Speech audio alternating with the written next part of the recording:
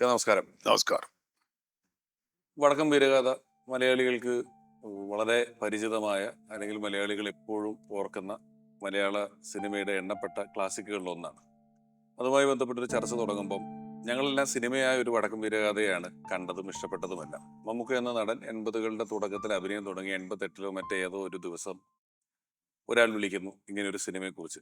നമ്മൾ വലിയൊരു എഴുത്താണെങ്കിലും അത് ആദ്യം ഒരു കുത്താണ്, അവിടെ നിന്നാണ് എഴുതി തുടങ്ങുന്നത്. ഒരു ചിത്രം വരയ്ക്കുകയാണെങ്കിലും അതൊരു കുത്താണ്, അവിടെ നിന്ന് തുടങ്ങുന്നു എന്ന് പറയുന്ന പോലെ ഈ ഒരു വലിയ മഹാകാവ്യത്തിന്റെ, ചലച്ചിത്ര കാവ്യത്തിന്റെ തുടക്കത്തിലേക്ക് ഇക്ക കടന്നു വരുന്നതിന് ഇക്കയുടെ ജീവിതത്തിൽ ഏത് ദിവസം വന്ന ഏതൊരു വിളി, ആരായിരുന്നു, എങ്ങനെയായിരുന്നു? എൻ്റെ ഓർമ്മ ശരിയാണെങ്കിൽ അത് പി വി ജെ അമറ്റയാണ് എന്നെ വിളിച്ചത്. പി വി ജെ ആണോ, പി വി ജെ ആയിരിക്കണം. വിളിച്ചപ്പോൾ ഇങ്ങനെ ഞങ്ങൾ ഉണ്ണിയാർച്ചയുടെ കഥ സിനിമയാക്കുന്നു, ചന്തുവായിട്ട് നിങ്ങൾ അഭിനയിക്കണം. ഞാൻ പറഞ്ഞു, ചന്തുവായിട്ട് ഞാൻ വില്ലനായിട്ട് അഭിനയിക്കണം. അതല്ല, നിങ്ങളൊന്ന് കേട്ടോ നോക്ക്, എം ടി ആണ് എഴുതുന്നത്, ഹരിഹരൻ സാർ ഡയറക്ഷനാണെന്ന് പറഞ്ഞപ്പോൾ ഞാൻ അങ്ങനെ പിന്നെ ഒന്നും നോക്കണ്ട, എങ്ങനെ ആയിക്കോട്ടെ എന്ന് പറഞ്ഞു.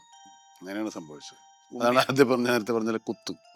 ഉണ്ണിയാർച്ചയുടെ കഥ സിനിമയാക്കുന്നു, ഉണ്ണിയാർച്ച ചന്തുവായിട്ട് അഭിനയിക്കണം. സ്വാഭാവികമായിട്ടും അങ്ങനെയാണ് ഞാൻ വിചാരിച്ചത്.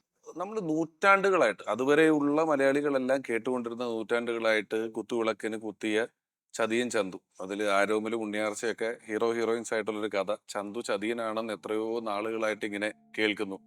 പക്ഷേ എം ടി എന്ന അതുല്യനായ ഒരു എഴുത്തുകാരൻ്റെ ഒരു ഇന്റർപ്രിട്ടേഷൻ, അദ്ദേഹമാണ് ആ ചന്തു എന്ന് പറയുന്ന ക്യാരക്ടറെ സിനിമ തീരുമ്പോഴേക്കും ആ സിനിമയുടെ ഹീറോ ആക്കി മാറ്റുന്ന തരത്തിലേക്ക് വന്നത്. അതിലൊരു അത്ഭുതമോ സംശയമോ ഈ സിനിമ നടക്കുന്ന കാലത്തുണ്ടായിരുന്നു? അതെങ്ങനെയായിരിക്കും എന്നുള്ളത്. ഇത് ഒരു സിനിമയിൽ ഏത് കഥയിലായാലും കഥാപാത്രങ്ങൾക്ക് ഈ എഴുത്തുകാരൻ്റെ ഒരു ഓതർ ബാക്ക്ഡ് ക്യാരക്ടേഴ്സ് ഉണ്ട്, ഓതർ ബാക്ക്ഡ് അല്ലാത്ത ക്യാരക്ടേഴ്സ് ഉണ്ട്. ചില കഥാപാത്രങ്ങൾ കഥാപരമായി തന്നെ കഥാപാത്രം നല്ലതായിരിക്കും. ചില കഥകൾ കഥാപാത്രമായി തന്നെ കഥാപാത്രം ആളുകൾക്ക് ഇഷ്ടപ്പെടാത്ത ഒരാളായിരിക്കും. അങ്ങനെ ഉള്ളൊരു കഥ, ഓൾറെഡി ഉള്ളൊരു കഥയാണ് ഉണ്ണിയാർച്ചയുടെയും ചന്തുവിൻ്റെയും ആരോമൽ ശേഖരുടെയും അല്ലെങ്കിൽ ഈ പുത്തൂരം വീട്ടിലെ കഥ. അപ്പോൾ സ്വാഭാവികമായിട്ടും നമ്മൾ കേട്ട് പഴകിയതും കണ്ടു കഴിഞ്ഞിട്ടില്ല. ഉണ്ണിയാർച്ച എന്ന് പറഞ്ഞ സിനിമ നേരത്തെ എടുത്തിട്ടുണ്ട്. പാടിത്തെളിഞ്ഞ പാട്ടുകളിലൂടെയാണ്, വടക്കം പാട്ടുകളിലൂടെയാണ് വരുന്നത്. അതിന് ചതിയനാണ് ചന്തു, ആണെമ്മണില്ലാത്ത ചതിയൻ ചന്തു, അങ്ങനത്തെ ഒരാളാണ് അയാൾ. അത്രത്തോളം നികൃഷ്ടനായ ഒരു ആളായിട്ടാണ് ഈ കഥയിലൊക്കെ ചിത്രീകരിക്കപ്പെട്ടുള്ളത്. അത് ഈ സിനിമയിൽ കാണുന്ന പോലെ പ്രതികാരം ചെയ്യാൻ വരുന്നതും മക്കൾ വളർന്നതും അങ്ങനെയൊക്കെ തന്നെയാണ് കഥ. പക്ഷേ അതെല്ലാം ഈ ഒന്നുകിൽ ഉണ്ണിയാർച്ചയുടെ അല്ലെങ്കിൽ ആരോമൽ ശേഖരുടെയൊക്കെ വീക്ഷണത്തിലുള്ള കഥകളാണ്. ആരോമൽ ശേഖരുടെ എന്ന് പറയാൻ പറ്റില്ല, കാരണം ഒരു ഭാഗത്ത് അദ്ദേഹം മരണപ്പെട്ടു പോകുന്നു. ശരിക്കും പറഞ്ഞാൽ ഉണ്ണിയാർച്ചയുടെ കഥ പറയുന്ന കൂട്ടത്തിലാണ് ഈ കഥാപാത്രങ്ങളൊക്കെ വന്നു പോകുന്നത്. പക്ഷെ എന്തുകൊണ്ട് ചന്തുവിൻ്റെ കാഴ്ചപ്പാടിലൊരു കഥ ഉണ്ടാക്കിക്കൂടാ? ചന്തുവിൻ്റെ മനസ്സിൽ കൂടെ എന്തായിരിക്കും പോയിരിക്കുക? ചന്തു ഈ സംഭവങ്ങളെ എങ്ങനെയാണ് കണ്ടിരുന്നത്? അതല്ലെങ്കിൽ അതിൻ്റെ സാക്ഷ്യങ്ങൾ എന്തൊക്കെയാണ്? എന്താണ് ചന്തു യഥാർത്ഥത്തിൽ എന്നുള്ളത് അന്വേഷിച്ചു പോയതായിരിക്കണം എം ടി. അതിൽ നിന്ന് കണ്ടെത്തിയായിരിക്കണം ഇപ്പൊ ഈ ചതിയൻ ചന്തുവിൻ്റെ എന്താ പറയാ, വെളുപ്പിക്കൽ. വർത്തമാനകാലത്തെ ഭാഷയിൽ വെളുപ്പിക്കൽ വാക്ക് ഉപയോഗിക്കാം. എന്നാലും അതൊരു വലിയ ശ്രമകരമായ ദൗത്യമാണ്. കാരണം നമ്മൾ കേട്ടൊരു കാര്യം കേട്ടതുപോലെ അല്ല എന്നൊരു ചലച്ചിത്രത്തിലൂടെ പറയണം. അതിന് അന്നത്തെ ഒരു പ്രധാനപ്പെട്ട നടൻ, ഞാൻ ആദ്യം കേട്ടിട്ടുള്ളത് ഈ ഇപ്പം വൈശാലിയിലെ കഥാപാത്രത്തെ കൊണ്ടുവന്ന പോലെ വളരെ ആയോധനകളിൽ അഭ്യാസിയായിട്ടുള്ള ഒരാളെ കാസ്റ്റ് ചെയ്യണമെന്ന് ആദ്യം പ്ലാൻ ചെയ്തിരുന്നെങ്കിലും എഴുത്ത് പൂർത്തിയാക്കിയ ശേഷം എം ടി വാസുദേവൻ നായർ സാറാണ് പറഞ്ഞത് ഈ കഥാപാത്രം മമ്മൂക്കയിലൂടെ തന്നെ പുറത്തേക്ക് വരണം എന്നുള്ള രീതിയിൽ പറഞ്ഞിട്ടുണ്ട് എന്നുള്ളത് കേൾക്കുന്നത് ഉണ്ടായിരുന്നു. നേരിട്ടറിവില്ല, അത് ശരിയായിരിക്കാം, പിന്നെ അല്ലെങ്കിൽ എൻ്റെ അടുത്ത് വരില്ലല്ലോ. അപ്പം ഈ അദ്ദേഹത്തിന്റെ അനുവാദമോ അദ്ദേഹത്തിന്റെ അഭിപ്രായം എടുക്കാതെ ഒന്നും അങ്ങനെ ഒരു കാസ്റ്റിംഗ് ഒന്നും അങ്ങനെ നടക്കൂല. അപ്പോൾ സ്വാഭാവികമായിട്ടും പിന്നെ ഞങ്ങൾ കുറേ സിനിമകളിൽ അതിനു മുമ്പ് അഭിനയിച്ചിട്ടുണ്ട്. അന്നേ ഗുരുതുല്യനായ എം ടിയുടെ അടുത്ത് പിന്നെ എനിക്ക് പ്രത്യേകിച്ച് ചോദിക്കേണ്ടി വന്നിട്ടില്ല, എപ്പോഴും നമുക്ക് പ്രസാദം തരുന്ന ആളാണ്. ഈ ഇതിലെ ഒരു കഥാപാത്രത്തിലേക്ക് വരുമ്പം അഭിനയം എടുത്താൽ അല്ല, ഒരു കാര്യം അതിനകത്ത് ഞാൻ പ്രത്യേകിച്ച് പറയാൻ ആഗ്രഹിക്കുന്നത് വെച്ച് കഴിഞ്ഞാൽ, ഈ ഉണ്ണിയാർച്ചയുടെ നമ്മുടെ കേട്ടുപഴകിയ കഥകളിലെ ഒരു രംഗം പോലും ഈ സിനിമയിൽ ഇല്ലാതില്ല. അതെ, എല്ലാ രംഗങ്ങളും ഉണ്ട് ഈ സിനിമ, എല്ലാ സംഭവങ്ങളും ഉണ്ട്. നമ്മൾ അറിഞ്ഞതും ഉണ്ണിയാർച്ചയും ആരോമൽ ശേഖരും അല്ലെങ്കിൽ കുഞ്ഞിരാമനും ഒക്കെ അവിടെ ആ കളരി വളർന്നതും അവിടെ വളർന്നു വരുന്നതും അവിടെ ചന്തു വരുന്നതും, ചന്തുവിൻ്റെ അച്ഛൻ മലയനോട് തോറ്റു മരിച്ച ആളാണ്, അനാഥനായി അമ്മാവൻ എടുത്തുകൊണ്ട് വന്നതാണെന്നൊക്കെ, അമ്മാവൻ്റെ പെണ്ണുമുറപ്പെണ്ണാണ്, ഇതൊക്കെ കുട്ടിക്കാലത്ത് അവരെ കല്യാണം കഴിച്ച് ഇതൊക്കെ ഉള്ളതാണ്. പക്ഷേ ചന്തു ചതിയനാണ്, ആരോമൽ ശേഖരെ കുത്തിക്കൊന്ന ആളാണ്, കുത്തുവിളക്കിന്റെ തണ്ട് താഴ്ത്തിയ ആളാണ്. അതെ. പക്ഷെ അതൊക്കെ സിനിമയിലുണ്ട്. ഒരു അക്ഷരം പോലും വിടാതെ സിനിമയിലുണ്ട്. പക്ഷേ അതെങ്ങനെ നിങ്ങൾ ഈ ചന്തുവിനെ സിനിമ കണ്ടുപോകുമ്പോൾ ചന്തു ഒരു ഭാരമായി, മനസ്സിൻ്റെ ദുഃഖമായി, ഒരു വീരനായകൻ്റെ പരിവേഷമുള്ള ആളായിട്ട് നമ്മുടെ കൂടെ പോരുന്നു എന്നുള്ളത് ആ സിനിമയുടെ സ്ക്രിപ്റ്റിന്റെ മഹത്വമാണ്. ഒരു സ്ക്രിപ്റ്റിന്റെ മഹത്വം തന്നെയാണ്. കാരണം ഇപ്പൊ ഇക്ക പറഞ്ഞ അടുത്തുനിന്ന് ഞാൻ ചിന്തിച്ചാല് ഇത് ചന്തുവിന്റെ കഥയാണ്. ചന്തു ഒരു വീരനായകനായിട്ടാണ് സിനിമയിൽ അവസാനിക്കുന്നത്. എന്നാൽ നോക്കൂ, ചന്തു നിരന്തരമായി പരാജയപ്പെടുകയാണ്. ഇന്നിപ്പം പറഞ്ഞ പോലെ അല്ല, കാമുകിയാൽ സിനിമയിൽ പറയുന്ന പോലെ ചന്തു ഇന്നത്തെ ഭാഷയെ പറഞ്ഞാൽ ലൂസറാണ്. ലൂസറാണ്. അയാളുടെ കാമുകി ചതിച്ചു, ഗുരു ചതിച്ചു, സുഹൃത്ത് ചതിച്ചു. ലൂസറാണ്, അബ്സല്യൂട്ട് ലൂസറാണ്. ഇനിയും തോൽവികൾ ഏറ്റുവാങ്ങാൻ ചന്തുവിന് ബാക്കി എന്നൊരു ഡയലോഗ്. അങ്ങനെ ഒരു ലൂസർ ഒരു സിനിമ തീരുമ്പം അയാൾ ഒരു വീരപുരുഷനായി അയാളോട് ആരാധന തോന്നുന്ന ഈ നമ്മൾ വീരസാഹസി വിജയിക്കുന്നവർ മാത്രമല്ല വീരൻ, വിട്ടുകൊടുക്കുന്നവനും വീരനാണ്. ഇത്ര ധീരതയില്ലെങ്കിൽ വിട്ടുകൊടുക്കാൻ പറ്റില്ല. നെഞ്ചു വിരിച്ചൊരു വാളിന് മുമ്പിലോ തോക്കിന് മുമ്പിലോ നിൽക്കുന്ന ഒരു വീരുമായിട്ടല്ല, ധീരനായിട്ട് തന്നെയാണ്. അങ്ങനെയുള്ള ധീരന്മാർ ഒരുപാട് ഉണ്ടായിട്ടുണ്ട്. അതിലും ശരിക്കും ചന്തു പറഞ്ഞാൽ നിങ്ങൾ കുത്തി കൊല്ലാൻ പറയില്ല, നിന്ന് കൊടുക്കല്ലേ. അപ്പൊ അതൊരു ധീരതയല്ലേ. ആ ധീരനെയൊക്കെ നമ്മൾ ബഹുമാനിക്കുകയും ആദരിക്കുകയും ചെയ്യുന്നതാണ്. അങ്ങനത്തെ ഒരു ആദരമാണ് ഈ സിനിമ കഴിയുമ്പോൾ ചന്തു നേടിയെടുക്കുന്നത്. ഇക്കയുടെ വായിന്ന് വീണ ഒരു വാക്കിൽ ഞാനൊന്ന് പിടിച്ചോട്ടെ. അതിനിടയിൽ സാഹസികത എന്നൊരു വാക്ക് വന്നു. ഒരു അഭിനേതാവ് എന്നുള്ള നിലയിൽ നമുക്ക് പ്രണയമുണ്ട്, പ്രതികാരമുണ്ട്, ഒരു മനുഷ്യന് വരാവുന്ന സമസ്ത ഭാവങ്ങളും ചന്തു എന്ന കഥാപാത്രത്തിലൂടെ പോകുന്നുണ്ട്. അതൊരു അഭിനയത്തിന്റെ വെർഷനാണ്. എന്നാലും ഇതിന്റെ ഒരു സാഹസികതയുടെ തലമുണ്ട്. വടക്കൻ വീരകഥയിലെ ചന്തു എന്ന് പറഞ്ഞാൽ ഇപ്പം ഹോളിവുഡിലൊക്കെ ഒരു സിനിമ ഒരു ക്യാരക്ടർ ഒരാൾ കമ്മിറ്റ് ചെയ്താൽ മാസങ്ങളോളം നീണ്ടു നിൽക്കുന്ന പരിശീലനം അതിനാവശ്യമായിട്ടുണ്ട്. അല്ലെങ്കിൽ ഇന്നിപ്പോ സാങ്കേതിക അവിടെയൊക്കെ ഒരു വർക്ക്ഷോപ്പ് ഉണ്ടാവും, ഒരു മാസം 1.5 മാസം ഒക്കെ. അവരുടെ ഷൂട്ടിങ്ങിന് ഡേറ്റ് വാങ്ങിക്കുന്ന വർക്ക്ഷോപ്പ് കൂടെ ചേർത്താ, വർക്ക്ഷോപ്പ് ചേർത്തിട്ടാണ് ഇത് ഇംഗ്ലീഷ് ചെയ്യുന്നത്. ഇവിടെ പല രാജ്യങ്ങളിലും അങ്ങനെ സിനിമ ഉണ്ട്. നമ്മുടെ നാട്ടിലൊന്നും അത് അന്നത്തെ കാലത്തോ ഇന്നത്തെ കാലത്തോ അതൊന്നും നമുക്ക് താങ്ങാനാവുന്ന കാര്യങ്ങളല്ല. പക്ഷെ ചിലർ ചെയ്യുന്നവരുണ്ട്. ഉണ്ട്. എന്നാലും ഞാൻ ചോദിക്കാൻ വന്നതല്ല, ഇന്നാണെങ്കിലും സാങ്കേതിക വിദ്യ സഹായത്തോടെ നമുക്ക് മുഖം മാറ്റി വെച്ചോ ബോഡി ഡബിളോ ഒക്കെ ചെയ്യാം. അന്ന് കളരിക്കൊരു താളമുണ്ട്, ചുവടുകളുണ്ട്. അതിൽ ഒരു വാള് പിടിക്കുന്നതാണെങ്കിലും ഉറുമി പിടിക്കുന്നതാണെങ്കിലും കുതിരയെ ഓടിക്കുന്നതാണെങ്കിലും ഒരു തഴക്കം വന്ന അഭ്യാസിയുടെ കഥാപാത്രം ചെയ്യുമ്പം ഈ തഴക്കം സ്ക്രീനിൽ നമുക്ക് ഫീൽ ചെയ്യണം. ഞാൻ ചോദിക്കാൻ വന്നത് ഇക്കയുടെ ഒരു പരിശീലനം എങ്ങനെയായിരുന്നു ഈ കഥാപാത്രത്തിന് വേണ്ടിയിട്ട്? ഈ കഥാപാത്രത്തിന്റെ പരിശീലനങ്ങൾ അവിടെ കുതിരയും വാളും പരിചയമൊക്കെ ഉള്ളു, കളരിയൊക്കെ ഉണ്ട്, അഭ്യാസികളുണ്ട്, കല്ലിന്റെ ഗുരുക്കന്മാരൊക്കെ ഷൂട്ടിംഗ് സെറ്റിലുണ്ട്, എപ്പോഴും ഉണ്ട്. പക്ഷെ അത് നമ്മൾ ഒരു കളരി അഭ്യാസവും കുതിര അഭ്യാസവും ഒക്കെ പഠിക്കണമെങ്കിൽ മാസങ്ങളോളം പരിശീലനം നടത്തിയേ പറ്റുള്ളൂ. സിനിമയിൽ ഈ പറഞ്ഞതുപോലെ നമ്മൾ ഈ സിനിമയിലെ ഷോട്ടുകൾക്ക് മാത്രമാണ് അഭിനയിക്കുന്നത്. അല്ലാതെ ഒരു വലിയ കളരി അഭ്യാസം പൂർണ്ണമായിട്ട് നമ്മൾ അഭിനയിക്കില്ല. അല്ലെങ്കിൽ അത് തെറ്റിപ്പോയ തിരുത്തി അഭിനയിക്കാൻ പറ്റും. സിനിമയിൽ അതിൻ്റെ ചുവടുകളും ശൈലികളും നമ്മൾ പറയുന്ന പോലെ ഇംഗ്ലീഷിൽ പറയുന്ന ആറ്റിറ്റ്യൂഡുകൾ മാത്രം സൂക്ഷിച്ചിരുന്നാൽ സിനിമയിൽ കറക്റ്റായിട്ട് തോന്നും. അപ്പോൾ അപ്പപ്പോൾ കാണിച്ചു തരുന്നത് ഒരു 2-3 പ്രാവശ്യം നമ്മൾ പരിശീലിച്ചു കഴിഞ്ഞാൽ ഈ വെട്ടും തടയും ഒക്കെ നമുക്ക് പഠിക്കാൻ പറ്റും. പിന്നെ ആ കാലത്തൊക്കെ ഈ പറഞ്ഞ പോലെ അഭ്യാസം കാണിക്കാനുള്ള ധൈര്യം ഉണ്ട്. സെക്യൂരിറ്റി ഒന്നും അത്രമാത്രം ഇല്ലെങ്കിലും എല്ലാ ചാട്ടവും ഓട്ടവും വെട്ടവും ഒക്കെ അതിനകത്ത് ഒറിജിനൽ തന്നെ, വളരെ അപൂർവം. ഞാൻ എന്റെ ബുക്കിൽ വായിച്ചിരുന്നു. അതിലുള്ള ഉപയോഗിച്ച എല്ലാ വാളുകളും ഈ മെറ്റൽ തന്നെയായിരുന്നു. മെറ്റൽ തന്നെയാണ്, നല്ല ഭാരമുണ്ട്. ഭാരമുള്ള അതിന്റെ ഒരു ചാടി ഒരു വാള് പിടിക്കുന്ന ഒരു രംഗമുണ്ട് ഒരു രംഗത്ത്. അതായത് വാളിങ്ങനെ തെറിച്ചു പോകുന്ന വാള് ചാടി വാള് പിടിക്കുന്ന രംഗമുണ്ട്. എല്ലാ പ്രാവശ്യവും ചാടുമ്പോൾ ഈ വാള് പിടികിട്ടൂല. ഒരു പ്രാവശ്യം ആ വാളെൻ്റെ തുടയിൽ ഇങ്ങനെ കുത്തി കയറി, നല്ലവണ്ണം മുറിഞ്ഞു, വേദന എടുത്തു. ഷൂട്ടിംഗ് ഒന്നും മുടങ്ങിയില്ല, പക്ഷെ കാണാൻ പറ്റാത്ത സ്ഥലത്തായതുകൊണ്ട് അത് ആ പാടിപ്പോഴും ഉണ്ട്. അത്രയധികം വാളുകൊണ്ട് പലർക്കും പരിക്കേൽക്കുന്നു പലതരത്തിൽ. അല്ല, അത് സ്വാഭാവികം. അതിനൊന്നും ആർക്കും പരാതിയൊന്നും ഉണ്ടായിട്ടില്ല. കാരണം ഇതൊക്കെ ഉണ്ടാവുമെന്ന് അറിഞ്ഞു തന്നെയാണല്ലോ നമ്മൾ വരുന്നത്. കുതിര വീഴും, കുതിര ചാടും, കുതിര കുഴപ്പങ്ങളുണ്ടാക്കും. നമ്മളും കുതിരയുമായിട്ട് പൊരുത്തപ്പെടാൻ കുറേ സമയമെടുക്കും.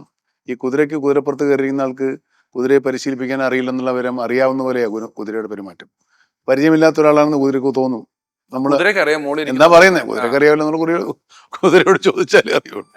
പക്ഷെ അതിനകത്ത് അന്ന് ആ സിനിമയുടെ ഷൂട്ടിങ്ങും അതിൻ്റെ ഒരു ഉത്സവ പ്രതീതി ആ സിനിമ ഉണ്ടായി. ഒത്തിരി ആൾക്കാരും ബഹളവും ആനയും. അന്ന് എനിക്കിപ്പോഴും ഓർമ്മയുണ്ട്, ആനകൾ ഇങ്ങനെ നിൽക്കുമ്പോൾ ശ്രീരാമനുണ്ടല്ലോ, കുഞ്ഞിരാമനായിട്ട് ശ്രീരാമനുണ്ട്. ശ്രീരാമൻ എന്നൊരു കഥ ചോദിച്ചിരുന്നു. അപ്പോൾ 2 ആനകൾ തമ്മിലുള്ള സംഭാഷണം. അപ്പോൾ ഒരാനയോട് ചോദിക്കുന്നു, എപ്പോഴാണോ ബ്രേക്ക്? അങ്ങനെ സംസാരിക്കുന്നു. മമ്മൂട്ടി വന്നോ എന്നൊക്കെ പരസ്പരം സംസാരിക്കുന്നു. ഇയാളെന്താ ഇത്ര വലിയ പോസ്റ്റ്, ഇയാളെന്താ വരാത്തെ? വന്നാൽ നമ്മുടെ കാര്യം കഴിഞ്ഞ് പോവായിരുന്നു. അപ്പോൾ അടുത്തൂടെ ഒരു അസിസ്റ്റന്റ് ഡയറക്ടർ പോകുന്നു. ഉണ്ണിയേട്ടൻ ഞാൻ ഈ ഷോട്ടിലുണ്ടോ എന്ന് ആര് ചോദിക്കുന്നു, അങ്ങനെയുള്ള കഥകളൊക്കെ ഉണ്ടാക്കുക. അങ്ങനെ അത്രയും ജീവികളുണ്ടല്ലോ. അത്രയും ജീവികളുണ്ട്. ഈ സിനിമയുമായി ബന്ധപ്പെട്ട് ഇപ്പൊ ഞാനൊരു ഇങ്ങനെ ഇവിടെ ഒരു മുഖാമുഖത്തിന് ഇരിക്കുമ്പം പ്രതിഭകളുടെ ഒരു സംഗമമാണ്.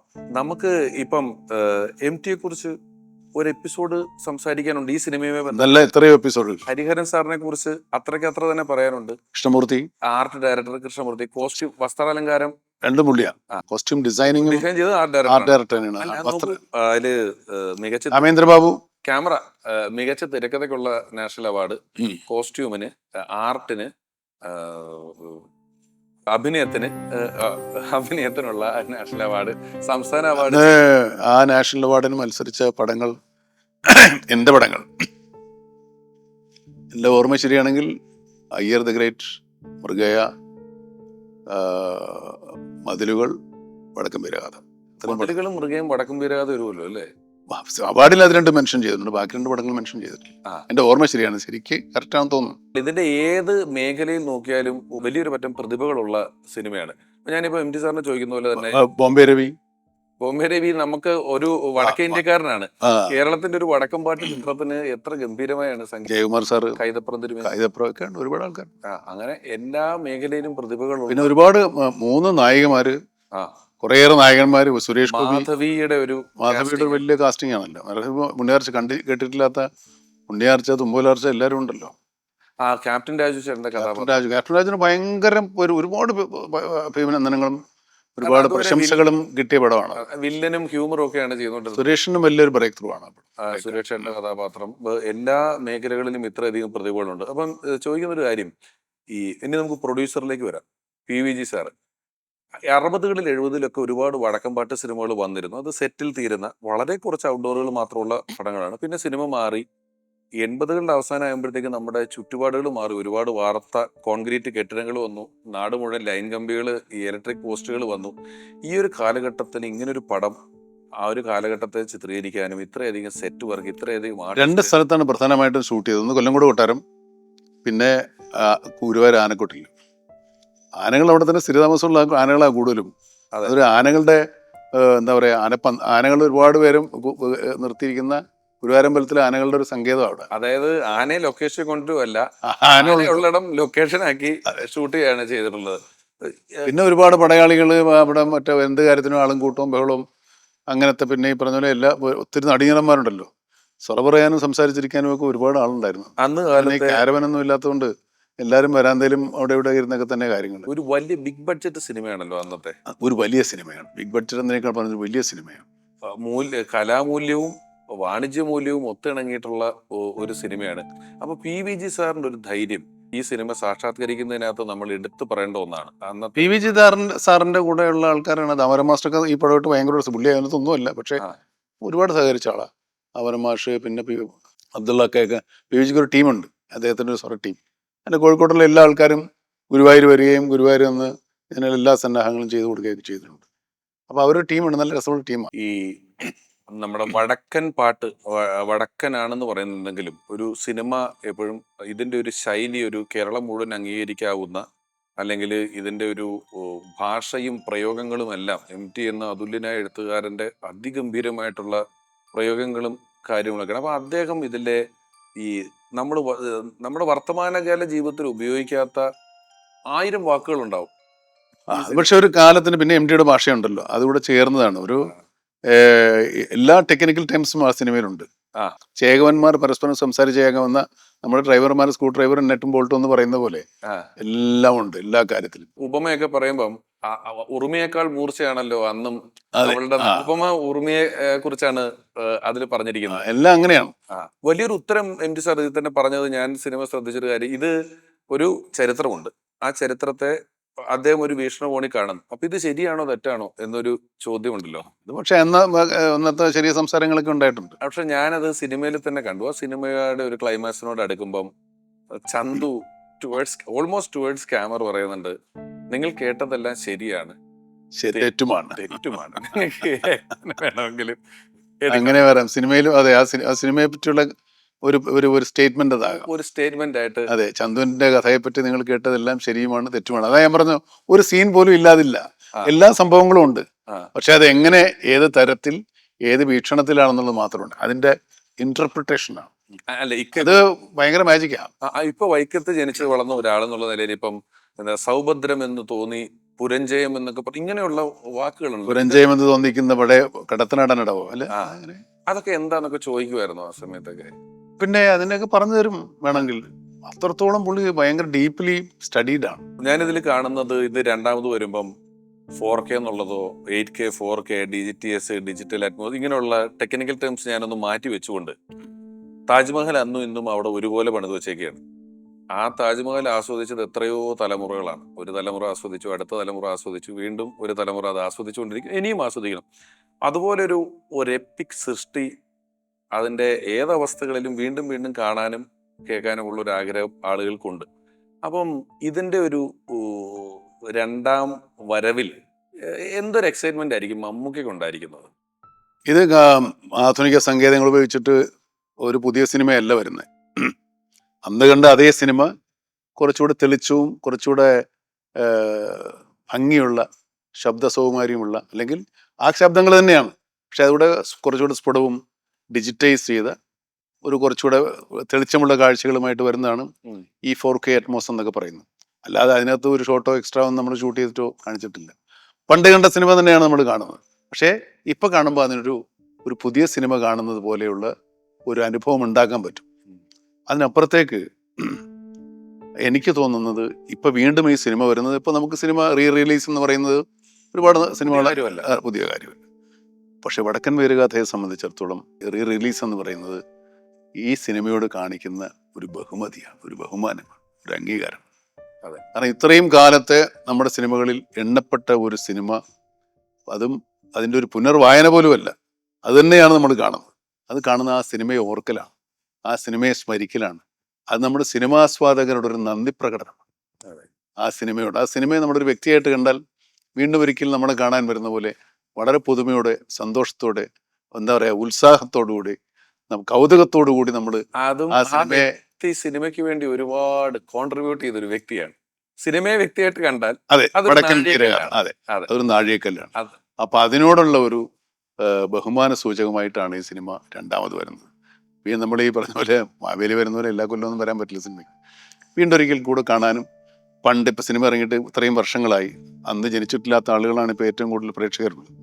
അവർക്കൊരു പുതിയ സിനിമ കാണാൻ. ഞാന് ഇന്ന് ഇവിടെ ഇത് തുടങ്ങുന്നതിന് മുമ്പ് വ്യക്തിപരമായി ഞാൻ ആലോചിച്ചു, ഞാന് വളരെ ചെറിയ ക്ലാസ്സുകളിൽ പഠിക്കുമ്പോൾ സ്കൂളിൽ പോകാൻ നിൽക്കുമ്പം ഈ ജീപ്പിന്റെ രണ്ട് സൈഡിലും വടക്കൻ വീര അന്ന് വലിയ തിയേറ്ററുകളിൽ ഇറങ്ങിയിട്ട് ഓടിയ ഗ്രാമപ്രദേശങ്ങളിലോ എത്തുള്ളൂ. സ്റ്റേറ്റ് മുഴുവൻ ഓടിച്ചുകൊണ്ട് പോകുന്ന വണ്ടികളുണ്ട്. ഈ ഒരു ജീപ്പിലെല്ലാം കൂടെ അലങ്കരിച്ച് വെച്ച് ഇന്നത്തെ പോലെ. അപ്പോ ഈ സിനിമയുടെ ഏതാണ്ട് ഒരു 100-ാം ദിവസമൊക്കെ ആകുമ്പോഴാണ് അവിടെ ഒരു വെള്ളൂർ കൽപ്പന തിയേറ്ററിൽ ഈ പടം വരുന്നത്. അപ്പൊ ഞാൻ സ്കൂളിൽ പോകാൻ നിൽക്കുന്ന എന്റെ മുന്നിലൂടെ ഇത് ഇങ്ങനെ വടക്കൻ വീരഗാഥ വെള്ളൂർ കൽപ്പനയിൽ കാണൂ എന്നൊക്കെ പറഞ്ഞ് അനൗൺസ് ചെയ്ത് പോയ എനിക്ക് ഇതാവുന്ന ഞാൻ കണ്ടിട്ടുള്ള ഒരാളാണ്. അപ്പം എനിക്കൊക്കെ വലിയ എക്സൈറ്റ്മെന്റ് ആണ്. ഇത് അന്ന് കണ്ടിട്ടുണ്ട്, അന്ന് നമ്മൾ കണ്ട കുട്ടിക്കാലത്ത് കണ്ട നമുക്ക് ഇതിന്റെ ഒരു ടെക്നിക്കാലിറ്റീസ്, ഇതിന്റെ അധ്വാനത്തെ കുറിച്ചുള്ള ഒരു ബോധ്യം സിനിമയായിട്ട് മാത്രമേ കാണുള്ളൂ നമ്മൾ. ഇപ്പോഴാണ് സിനിമയുടെ എന്താ പറയാ, ക്യാമറയ്ക്ക് പിന്നിലെ കാഴ്ചകളെ പറ്റി, അധ്വാനത്തെ പറ്റിയൊക്കെ നമ്മൾ കുറച്ചുകൂടെ സാധാരണ ജനങ്ങൾക്ക് ബോധവാന്മാരായത്. അപ്പൊ അതോടുകൂടി ആ ഒരു മനസ്സോടെ ഒരു സിനിമ കാണുമ്പോൾ ഇതൊരു വലിയ മഹാസംരംഭം, ഈ സിനിമയെ ഒരു കലാരൂപം എന്നതിന് അപ്പുറത്തേക്ക് അതിൻ്റെ ഒരു ശ്രമം, അധ്വാനവും ഒക്കെ ആളുകൾ അംഗീകരിക്കുന്നുണ്ടാവും. പക്ഷെ അതൊക്കെ മറക്കുന്നതാണ് സിനിമ കാണുമ്പോൾ എന്നുള്ളത്. സിനിമയിൽ തന്നെ ലയിച്ചിരിക്കുമ്പോഴേ അതിൻ്റെ പിന്നിലുള്ള അധ്വാനവും കാര്യങ്ങളൊന്നും നമ്മൾ ഓർക്കാൻ പോയി കഴിഞ്ഞാൽ സിനിമയിൽ നമ്മൾ വിട്ടുപോകും. അതിൻ്റെ ഒന്നും ആലോചിക്കരുത്, അതൊക്കെ മറച്ച് കഴിഞ്ഞുപോയ കാര്യങ്ങളാണ്. അത് അധ്വാനിക്കുന്നവരും കഷ്ടപ്പെടുന്നവരും കഷ്ടപ്പെട്ടതിൻ്റെ ഒരു ഫലം ഉണ്ടാക്കുകയാണ്. ആ ഫലം നമ്മൾ ആസ്വദിക്കുമ്പോൾ, ഇതിപ്പോൾ മരം കയറാൻ ഒരുപാട് ബുദ്ധിമുട്ടുണ്ടാവും ഈ പഴം കഴിക്കുമ്പോൾ എന്ന് നമ്മൾ ആലോചിക്കരുത്.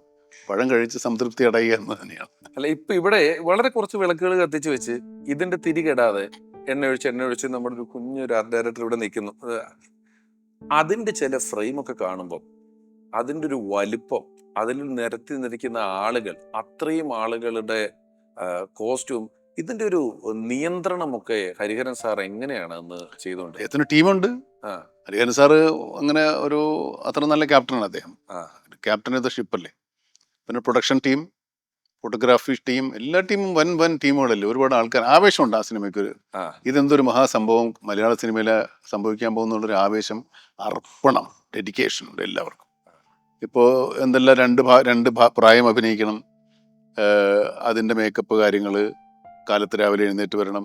എനിക്ക് വലിയ മേക്കപ്പ് ഇല്ലാത്തതുകൊണ്ട് ഞാൻ രാവിലെ വന്നില്ലെങ്കിലും കുഴപ്പമില്ല. എല്ലാവരും റെഡി ആയിട്ട് ശേഷം എനിക്കൊരു കഴുത്തിലൊരു ഇത് കെട്ടിയാൽ മതി ഫസ്റ്റ്. ആ വലിയ മേക്കപ്പ് ഒന്നുമില്ല. ഈ സാധനം എടുത്ത് ഒരു വെക്കാവുന്ന പുലിനക്കം.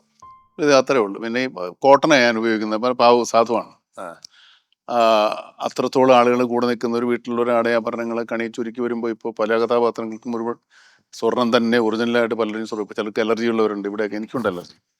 സ്വർണ്ണം അലർജി ഉള്ള ആളെ. ആ സ്വർണ്ണ അലർജി ഉണ്ട്. എൻ്റെ മേത്തോട്ട് ഞാൻ ചൊറി അങ്ങനെയുള്ള സ്വർണ്ണമല്ല, മുക്ക് മണ്ടം. ആ സ്വർണ്ണമല്ല, സ്വർണ്ണമല്ല, മുക്കുമണ്ട, ഗോൾഡ്. റോൾഡ് ഗോൾഡല്ല. അപ്പൊ അതുകൊണ്ട് ചെറിയ നിറയ്ക്ക് സ്വർണം തന്നെ ഇടേണ്ടി വരും.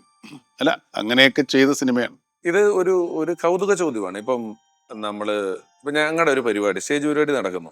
ഒരു 10 പരിപാടിയുണ്ട്. ഒന്നാമത്തെ പരിപാടിയോ രണ്ടാമത്തെ പരിപാടിയോ ആളുകളുടെ അഭിപ്രായം കേട്ട ശേഷം മൂന്നാമത്തേൽ തിരുത്താം. നാടകത്തിനും ആ സൗകര്യമുണ്ട്. 2 ഉത്സവപ്പറമ്പിൽ കളിച്ച ശേഷം നമുക്ക് തിരുത്താം. സിനിമയിലെ ഒരു കഥാപാത്രവും ചെയ്ത് ആ വേഷം അഴിച്ചു വെച്ച് പോരുന്ന ഒരു നടന് ഇതിനൊരു കറക്ഷനുള്ള സ്കോപ്പേ ഇല്ല.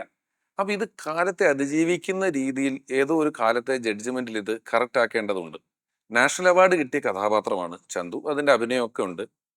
ഇന്നത്തെ മമ്മൂക്ക അന്ന് കുറെ ബാക്കിലോട്ട്, ഇന്നത്തെ അത്രയും തഴക്കവും എക്സ്പീരിയൻസും ഇല്ല അന്ന്. നാഷണൽ അവാർഡ് ഉണ്ട്. ഇന്നത്തെ മമ്മൂക്ക ചന്തുവിനെ നോക്കി കാണുന്ന ഏതെങ്കിലുമൊക്കെ സന്ദർഭത്തിൽ ഈ ചന്തുവിനെ ഞാൻ ഇന്നാണെങ്കിൽ മറ്റൊരു റൂട്ട് പിടിച്ചേനെ, വേറൊരു കാര്യം ചെയ്തേനെ എന്നൊക്കെ തോന്നിയിട്ടുണ്ട് എപ്പോഴെങ്കിലും? ഇത് തന്നെയാണ് ചന്തു. ഇതിനപ്പുറത്തേക്ക് ചന്തുവിന്റെ നമ്മളിപ്പോൾ കാണുന്ന നമ്മുടെ പരിചയം ചിലപ്പോൾ പ്രയോജനപ്പെടാം. കുറച്ചുകൂടെ അഭിനയം കുറച്ചേക്കാം ഇപ്പോഴത്തെ കാലഘട്ടത്തിന്. ശബ്ദം നിയന്ത്രണങ്ങൾ, പക്ഷെ ശബ്ദമൊക്കെ നല്ല കറക്റ്റായിട്ട് കേൾക്കാം അതിനകത്ത്. അല്ലെങ്കിൽ ശബ്ദ നിയന്ത്രണം വെച്ചാൽ മോഡുലേഷനൊക്കെ വേറെ ആകാം. മോഡുലേഷൻ ഒന്നും വേറെ ആക്കാൻ പറ്റില്ല. MTയുടെ ഡയലോഗൊന്നും വേറെ തരത്തിൽ മോഡുലേറ്റ് ചെയ്യാൻ നമ്മൾ ആലോചിച്ച് നോക്കിക്കോളൂ. ഇല്ല, പറ്റില്ല. പിന്നെ വലിയ ആൾക്കൂട്ടത്തിലല്ലേ സംസാരിക്കുന്നത്. അതെ, എപ്പോഴും ഒരല്പം ദൂരെ നിൽക്കുന്നവരോട് ഉറക്കെ സംസാരിക്കേണ്ടി വരുന്ന ഒരുപാട് ഉള്ള സീനുകളാണ്. പിന്നെ ദേഷ്യപ്പെടുമ്പോൾ നമുക്ക് ശബ്ദം പൊങ്ങുമല്ലോ. അങ്ങനെയുള്ള സ്ഥിതികൾ കൂടുതലുണ്ട്. പിന്നെ വളരെ അടുത്ത് കാണുമ്പോൾ നമ്മൾ കുറച്ചുകൂടെ അടുത്ത് സംസാരിക്കുമ്പോൾ ബേസ് വരും. നീ ഇവിടെ പോകുന്നില്ലേ എന്ന് ചോദിക്കുമ്പോൾ വളരെ അടുത്ത ബേസിലാണ് നമ്മൾ സംസാരിക്കുന്നത്. ബാസ് വോയിസിലാണ്. അങ്ങനത്തെ വ്യത്യാസങ്ങളൊക്കെ സിനിമയിലുണ്ട്. ഇതൊക്കെ ഇതിനെപ്പറ്റിയുള്ള സിനിമയെ കുറിച്ച് വരുന്ന കഥകൾ, അതായത് ഒരു 10 അടി പൊക്കത്തിൽ സെറ്റ് ഇട്ടിട്ട് ഇത് അന്ന് പൊളിച്ച് റീവർക്ക് ചെയ്തിട്ട് ഹൈറ്റ് കുറച്ച് ഷൂട്ട് ചെയ്തിട്ടുണ്ട്. ഈ അങ്കത്തട്ട് സെറ്റ് ഇട്ടത് വളരെ വലുതായി, ക്യാമറ വെക്കാൻ പാടായിപ്പോയി. പിന്നെ താഴെന്ന് വെച്ച് കഴിഞ്ഞാൽ കാണൂല, അത്ര ഹൈറ്റിലില്ല. പക്ഷെ പിന്നെ അത് ഹൈറ്റ് കുറച്ചാണ്. നമ്മളത് ഈ ഭാരതപ്പുഴയുടെ തീരത്തം കണ്ട ഇട്ടത്. വേറെ കാലത്ത് മുതൽ വൈകുന്നേരം എറിക്കുന്ന വെയിലെല്ലാം കൊള്ളണം. എന്റെ ക്ലൈമാക്സ് ഒക്കെ എടുക്കുമ്പോൾ പാട്ടുകൾ നമ്മൾ ഇടയ്ക്കൊന്ന് ജസ്റ്റ് പരാമർശിച്ചു. എല്ലാം നല്ല വെയിലത്താ. ഉടുപ്പൊന്നുമില്ലല്ലോ, എയർ ബോഡിയല്ലേ. എയർ ബോഡിയിൽ ചന്ദനലേപ സുഗന്ധം. അത് ഡേ ഫോർ നൈറ്റ് ഷൂട്ട് ചെയ്ത്. ആ പാട്ടിൽ കുതിരപ്പുറത്ത് വരുന്നത് ആ ഒരു പുഴയുടെ തീരത്തുകൂടെ അന്ന് ബാക്ക് ലൈറ്റിലാണ് ഷൂട്ട് ചെയ്യുന്നത്. അതായത് വൈകുന്നേരം ഒരു 5 മണിയായി, 5-5:30 ആയി കാണുന്ന സമയത്ത് ക്യാമറ ഇവിടെ വെച്ചിട്ട് കുറെ ഇങ്ങനെ ട്രോളിയിട്ട് ഫോളോ ചെയ്യണം. 2-3 പ്രാവശ്യം എടുത്തപ്പോൾ നന്നായി. അത് പിന്നെ പുഴയിൽ കൂടെ നീന്തി വന്നു. ഗണപതി തമ്പുരാനെ എന്ന് പറയുന്ന ബാലതാരങ്ങളും ഒക്കെ ആയിട്ട് ഉണ്ണിയാർച്ചയും ചന്തുവൊക്കെ വലിയ വലിയ മനുഷ്യരായി. ജോമോളും വിനീതൊക്കെ വലിയ മനുഷ്യരായി. ഈ സിനിമകളിലെ പഞ്ച് ഡയലോഗ് അല്ലെങ്കിൽ കൾട്ടായി മാറുന്ന ഡയലോഗുകൾ എന്ന് പറയുന്ന ഒരു വിഭാഗം തന്നെ ഇപ്പോൾ ഉണ്ട്. അങ്ങനെ ഓരോ സിനിമ കഴിയുമ്പോഴും ഇപ്പോഴത് കൂടുതലാണ്, ബോധപൂർവം ഉണ്ടാക്കുന്നതൊക്കെ ഉണ്ട്. ചന്തുവിനെ തോൽപ്പിക്കാനാവില്ല മക്കളെ. ഞാൻ അതിലേക്കാണ് എത്തുന്നത്. ഈ ഇടയ്ക്ക് പോലും ഒരു ഓട്ടോറിക്ഷ ഓവർടേക്ക് ചെയ്ത് പോയതിന്റെ ബാക്കിൽ ചന്തുവിനെ തോൽപ്പിക്കാനാവില്ല മക്കളെ എന്ന് എഴുതി. അല്ല, പഞ്ചലയിലല്ല, അതിനകത്ത് വരികൾ നമ്മൾ ഓർത്തിരിക്കുന്നത് നമ്മുടെ ജീവിത സാഹചര്യങ്ങളിൽ പലപ്പോഴും എടുത്ത് പ്രയോഗിക്കാവുന്ന വാക്കുകളാണ്. അത് അങ്ങനെ വരുന്നത് കുറച്ചുകൂടെ വേണമെങ്കിൽ നമുക്ക് ജീവിതഗന്ധികൾ എന്ന് കാവ്യ രൂപേണ പറയാം. ഈ ഡയലോഗ് നമ്മുടെ ജീവിതത്തിൽ പ്രയോഗിക്കാൻ പറ്റിയ ഒരു കൃത്യമായ സന്ദർഭം ഉണ്ടാകുന്നു. അന്നത്തെ ക്ലാസിക്കലിന്റെ ഒരു വലിയ അത്ഭുതം എന്തായിരുന്നു എന്ന് വെച്ചാൽ, ഇപ്പം വളരെ ഫോക്കസ്ഡ് ആയ ഓഡിയൻസ് ഉണ്ട്. യുവാക്കൾക്കൊരു സിനിമ, കുടുംബ സദസ്സിനൊരു സിനിമ, നിങ്ങൾക്ക് ഇങ്ങനെയുണ്ട്. എന്നാൽ എൻ്റെ ഒരു വലിയ കൗതുകം അന്നും ഇന്നുമൊക്കെ ഇത്രയും ക്ലാസിക് ആയിട്ടുള്ള ഒരു സിനിമയിലെ ബഹുഭൂരിപക്ഷം ഡയലോഗുകളും ഇവിടുത്തെ ഏറ്റവും സാധാരണക്കാരൻ പോലും പഠിച്ച് ആവർത്തിച്ചിട്ട് കണ്ടിട്ടുണ്ട്. ഇന്ന് യൂട്യൂബ് ഇല്ല, TV ഇല്ല. ഇത് എങ്ങനെയാണ് ഇത് ഇവർ പഠിക്കുന്നത്? വലിയ അത്ഭുതം എന്ന് പറഞ്ഞു കഴിഞ്ഞാൽ, ആ സിനിമ ഇറങ്ങിയ കാലത്തൊന്നും നമ്മൾ ഇങ്ങനെ ഇരുന്ന് സംസാരിച്ച് ഒരു ടെലിവിഷൻ ഇന്റർവ്യൂ ഇല്ല. വടക്കം വീരഗാഥയുടെ ഒരേ ഒരു ഇന്റർവ്യൂ ഇതാ. അത് എന്തൊരു രീതിയിൽ ആലോചിക്കുന്നുണ്ട്. ഇത്ര വർഷം കഴിഞ്ഞിട്ട് അഭിനയിച്ചൊരു പടത്തിന്റെ ഒരു പ്രൊമോഷൻ പോലെ ഒരു ഇന്റർവ്യൂ എന്ന് പറയുന്ന കാര്യം. അതൊക്കെ ഈ പറഞ്ഞ പോലെ ഈ കാലഘട്ടത്തിന്റെ മാറ്റങ്ങളാ. ഈ സിനിമ പ്രേക്ഷകർ എന്ന പോലെ തന്നെ ഒരു അവാർഡിനപ്പുറം ഞാൻ ചിന്തിച്ചിട്ടുള്ളൊരു കാര്യം, മമ്മൂക്കയെ കുറിച്ചുള്ള പരിപാടികൾ, അത് ചിലപ്പോൾ അവാർഡ് നൈറ്റ് ആയിരിക്കാം, അല്ലെങ്കിൽ മറ്റൊരു സിനിമയ്ക്ക് മമ്മൂക്ക അവാർഡ് മേടിച്ചിട്ട് സ്റ്റേജിലേക്ക് കയറുന്നതിന് മുമ്പ് വീഡിയോ വാളിൽ ഇടുന്ന ഒരു പ്രൊഫൈലായിരിക്കാം. ഈ ചന്തു എന്നൊരു കഥാപാത്രം എത്രയോ വർഷമായിട്ട് മമ്മൂക്കയോടൊപ്പം നമുക്ക് റെഫറൻസിനുണ്ട് എപ്പോഴും, ഒരു റെഫറൻസ് ആയിട്ട് എപ്പോഴും അതുണ്ട്, നമ്മുടെ കൂടെ ഉണ്ട്. കൂടെ ഉണ്ട്. ചന്തുവും അതിന്റെ ഒരു ഡയലോഗുകളും കാര്യങ്ങളും എല്ലാം എപ്പോഴും കൂടെ ഉണ്ട്. ഇത്രയും വർഷം കഴിഞ്ഞ് ഈ സിനിമ വീണ്ടും വരുമ്പം ഒരു വലിയ സംഘം ആളുകൾ ഇന്ന് നമ്മോടൊപ്പം ഇല്ല അതിലുള്ളവർ. ഇക്കെ ഒരു വ്യക്തിയായി കണ്ടാൽ നമ്മൾ സിനിമയ്ക്ക് നൽകുന്ന ആദരവെന്ന് പറഞ്ഞതുപോലെ തന്നെയാണ് ആ ഒരു ഭാഗവും, അല്ലേ? പാലങ്കി നായര്, സുകുമാരി ചേച്ചി, ഒടുവിലുണ്ണി കൃഷ്ണൻ, ചിത്ര, ക്യാപ്റ്റൻ രാജ, ക്യാപ്റ്റൻ രാജു, ഒത്തിരി പേരുണ്ട്, MT ഉൾപ്പെടെ, MT EVG ഉൾപ്പെടെ, അതിന്റെ നിർമ്മാതാവില്ല, ഒത്തിരി തിരക്കഥാകൃത്തില്ല. പേര്, ഇങ്ങനെ ഇന്ന് നമ്മൾ രാമേന്ദ്ര ബാബു, ക്യാമറ ആലോചിക്കാൻ വയ്യ. ഈ പേര് പറഞ്ഞ അത്ര അല്ല കേട്ടോ. ഇനി അല്ല, നമുക്ക് ഞാൻ പെട്ടെന്ന് ഓർത്തെടുക്കാവുന്നതല്ല. അങ്ങനെയുള്ള ഈ നടരാജനെല്ലാം മറ്റേ ഡയറക്ടർ എല്ലാം ഉണ്ട്. ഒരുപാട് പേരുടെ എത്രയോ ദിവസത്തെ ഒരു വലിയ മൂല്യമുള്ള ഒരു സൃഷ്ടിക്ക് വേണ്ടിയുള്ള കഠിനാധ്വാനം. അത് അന്ന് ഞാൻ പറഞ്ഞില്ലേ, ഒരിക്കലും എന്തൊരു ഡെഡിക്കേഷനാണ്, അർപ്പണം ആണ് ശരിക്കും സിനിമയിൽ. ഓരോ ഓരോ ഓരോ എന്ന് പറഞ്ഞ എന്താ പറയാ, വിശേഷ ബുദ്ധിയില്ലാത്ത ജീവികൾ വരെ ഒരുപക്ഷെ അത്രത്തോളം സമർപ്പണം, ആനയും കുതിരയും ഒക്കെ നിൽക്കല്ലേ. നമ്മള് ചില മിത്തുകൾ നമ്മൾ പറയുന്ന വർത്തമാനങ്ങളില് അല്ലെങ്കിൽ മുത്തശ്ശി കഥകളിൽ പറയുന്ന ഒരു മിത്തുകളുണ്ട്. ഈ നമ്മളോടൊപ്പം ഇല്ലാത്തവർ നക്ഷത്രങ്ങളായി മാറുന്നുവെന്ന്. അങ്ങനെയുള്ള ഒരുപാട് സ്റ്റാഴ്സ് ഇന്ന് വടക്കൻ വീരഗാഥ, അതെ, സിനിമയിലുള്ള താഴെയുള്ള സ്ഥാനിനേക്കാൾ കൂടുതൽ മുകളിൽ ആകാശത്തിൽ ഉള്ള താരങ്ങളായി ഉദിച്ചു നിൽപ്പുണ്ടവരൊക്കെ സിനിമയാണ്. അപ്പൊ അവരോടും കൂടെയുള്ള നമ്മൾ ആദരവും ആസ്വാദകരുടെ ആദരവും അവരോടുള്ള ഒരു സ്മരണയും ഈ സിനിമ കാണുന്നതിലൂടെ ഉണ്ടാവും എന്നാണ് ഞാൻ വിചാരിക്കുന്നത്. അതൊരു ഞാൻ എപ്പോഴും ഈ സിനിമയെ അംഗീകരിക്കലാണ്. ഈ സിനിമയ്ക്കുള്ള ഏറ്റവും വലിയ അംഗീകാരം അത് രണ്ടാമത് വീണ്ടും ഒരിക്കൽ ആദരവോടുകൂടി, സ്നേഹത്തോടു കൂടി, ബഹുമാനത്തോടു കൂടി കാണുമ്പോഴാണ് സിനിമ. അത് അത്ര ഒരു വലിയ ഒരു സിനിമയിൽ, മലയാള സിനിമയിൽ സംഭവിച്ചിട്ടുള്ള പല മഹത് കാര്യങ്ങളിലും എല്ലാ സെക്ഷനും ഒന്നാണ്. എല്ലാ വേറെ സിനിമകളുണ്ടല്ലോ. ഇനി ഞാനിപ്പോ ഇങ്ങനെ കണ്ടുപിടിക്കുന്നു, അതായത് ഈ സിനിമ ഡിജിറ്റൽ സ്പേസിലോ സാറ്റലൈറ്റ് ചാനലുകളിലോ ഒക്കെ അതിനുശേഷം എത്രയോ തവണ ആവർത്തിച്ച് വന്നിട്ടുണ്ട്. ഇതിനെ ഈ വലുപ്പത്തിൽ ആസ്വദിക്കുക എന്ന് പറയുന്നത് വേറൊരു അനുഭവം തന്നെയാണ്. അതിനെ കുറച്ചുകൂടെ തെളിച്ചത്തിൽ, വലുപ്പത്തിൽ, കൃത്യതയിൽ, സൂക്ഷ്മതയിൽ, ശബ്ദവിന്യാസത്തിലൊക്കെ കാണാൻ കഴിയുന്നത് ഒരു വലിയ ഭാഗ്യമാണ്. എപ്പോഴോ ഇന്റർവ്യൂവിനിടെ പറഞ്ഞതുപോലെ, ഞാനെന്ന സാധാരണക്കാരനായി സ്കൂളിൽ പോകാൻ നിൽക്കുന്ന ഒരാൾക്ക് ഇന്റർവ്യൂയുടെ ഇടയിൽ പറഞ്ഞതുപോലെ ആ സിനിമയുമായി ബന്ധപ്പെട്ട ഒരേ ഒരു വിഷ്വൽ ഇന്റർവ്യൂ അതിൽ ഉണ്ടാകാൻ പറ്റിയത് എന്റെയും ഒരു വലിയ ഭാഗ്യമായി കരുതുന്നു. അതെ, വടക്കൻ വീരഗാഥ തിയേറ്ററുകളിൽ രണ്ടാമത് ഉള്ള അതിന്റെ ഒരു വരവെന്ന് പറയുന്നത് സിനിമയെ സംബന്ധിച്ചൊരു വലിയ ആഘോഷമാണ്. ഇക്കയെ സംബന്ധിച്ചൊരു വലിയ ഓർമ്മകളാണ്. എല്ലാവിധ ഭാവുകങ്ങളും നന്മകളും. Thank you.